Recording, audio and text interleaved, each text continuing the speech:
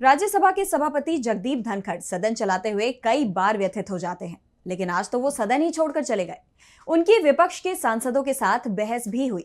तो आखिर किस बात से नाराज हुए सभापति जगदीप धनखड़? देखिए ये रिपोर्ट। राज्यसभा के सभापति जगदीप धनखड़ अचानक ही नाराज हो गए। उन्होंने विपक्ष के नेताओं पर तल्खी टिप्पणी की और सदन छोड़कर चले गए। सदन से जाने से पहले उन्होंने कहा कि कांग्रेस की वरिष्ठतम नेता भी इस सदन की सदस्य हैं।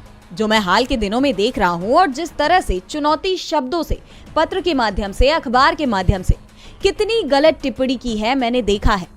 मुझे ये चुनौती नहीं दी जा रही है, ये चुनौती सभापति के पद को दी जा रही है। ये चुनौती इसलिए दी जा रही है कि जो व्यक्ति इस पद पर बैठा है वो इसके लायक नहीं है, ऐसा ये लोग सोचते हैं। ये बोलकर धनखड़ सदन छोड़कर चले गए। धनखड़ ने किसी समाचार पत्र का नाम नहीं लिया, लेकिन ये साफ कर दिया कि उनके खिलाफ बहुत कुछ लिखा जा रहा है। इस बीच वो सदन में विपक्ष के सदस्यों से भी नाराज दिखाई दिए। दरअसल विनेश फोगाट के ओलंपिक में डिस्क्वालिफिकेशन को लेकर लगातार सवाल उठ रहे हैं। विपक्ष इस पर चर्चा की मांग कर रहा था, लेकिन धनखड़ ने इसकी अनुमति नहीं दी। दरअसल नेता विपक्ष मल्लिकार्जुन खड़गे ने कहा कि हमने कल ये मुद्दा उठाया था।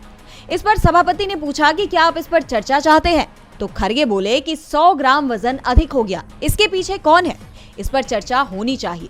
लेकिन सभापति धनखड़ ने इनकार करते हुए कहा कि कुछ भी रिकॉर्ड में नहीं जाएगा, जिस पर टीएमसी सांसद डेरेक ओब्रायन समेत अन्य विपक्षी सांसदों ने विरोध जताया।